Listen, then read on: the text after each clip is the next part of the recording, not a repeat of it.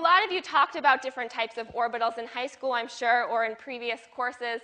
And it might be less common that you actually talked about a wave function that was labeled like this. We're used to labeling orbitals as an S or a P or a D, for example. But it turns out that these correlate to those letters that we're more used to seeing. Does anyone know what the 100 orbital is also called? Yeah, and specifically it's the 1s. So not just the S, but the 1s orbital. So using the terminology of chemists, which is a good thing to do because in this course we are all chemists, we want to make sure that we're not using just the physical description of the numbers, but that we can correlate it to what we understand as orbitals.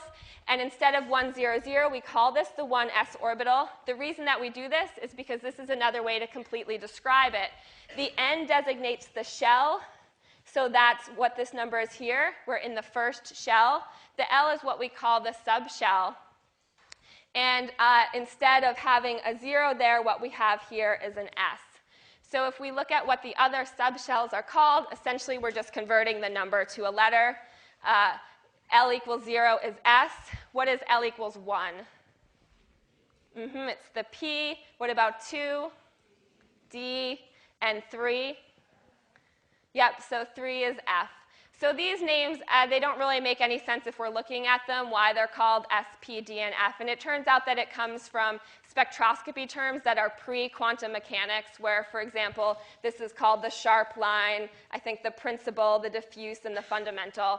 It doesn't even make sense now. They're not used in spectroscopy anymore, but this is where the names originally came from, and they did stick. So we, being chemists, will call it 1s instead of 10.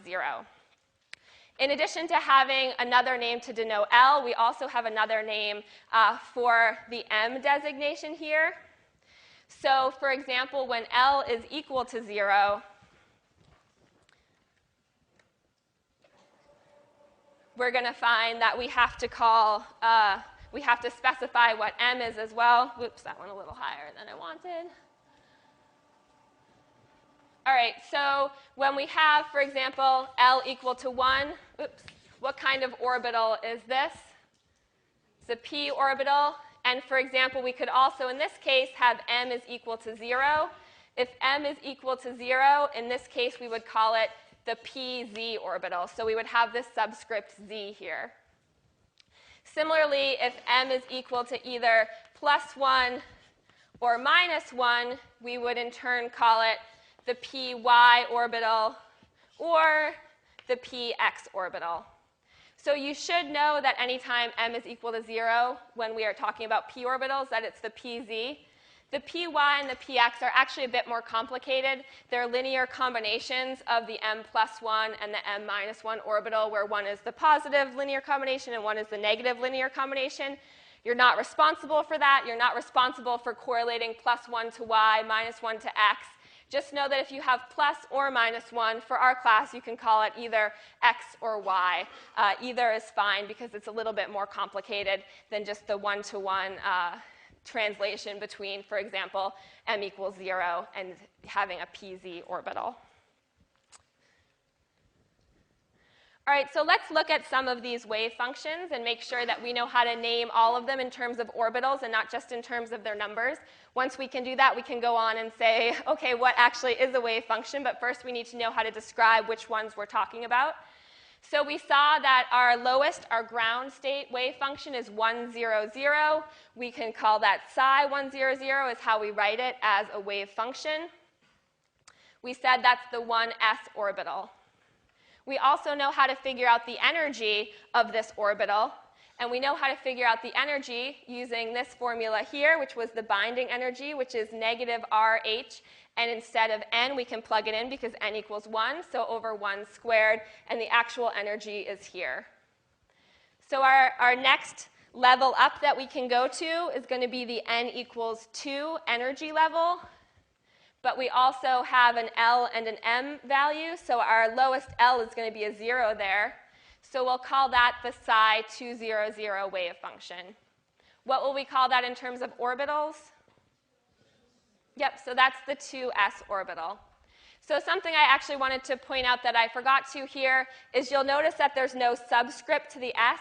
we said we have a subscript to the p, for example, that describes what m is equal to. The reason that we have no subscript to the s is because the only possibility for m when you have an s orbital is that m has to be equal to 0. So we just assume it. You don't actually have to write it because there is, in fact, only one possibility. We can also figure out the energy of this orbital here, and the energy is equal to the Rydberg constant, the negative of the Rydberg constant, now divided by 2 squared. So we can go on and do this for any orbital or any state function that we would like to. So for example, if we talk about the 211 state label, that's just psi 211. What in this case would be our orbital? 2p what? Okay, good. I heard mixed answers, which is correct. So you can either write 2px or 2py. Whichever one you want is fine. And again, you'll notice that our energy is absolutely the same for an electron in the 2px orbital and in the 2s orbital. So that's true for a hydrogen atom. It doesn't matter if you're in a p or an s orbital, their energies are the same.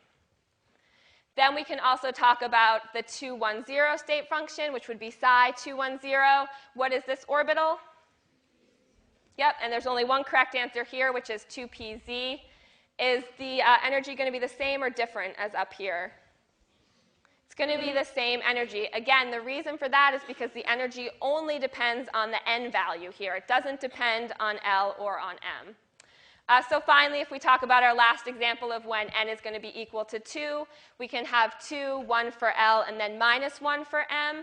We can rewrite this as psi 2, 1, negative 1. And then our orbital is going to be just the opposite of whatever we said it was up here. So if you said 2px the first time, say 2py this time. And again, our energy is going to be the same, where we, again, only depend on the n value.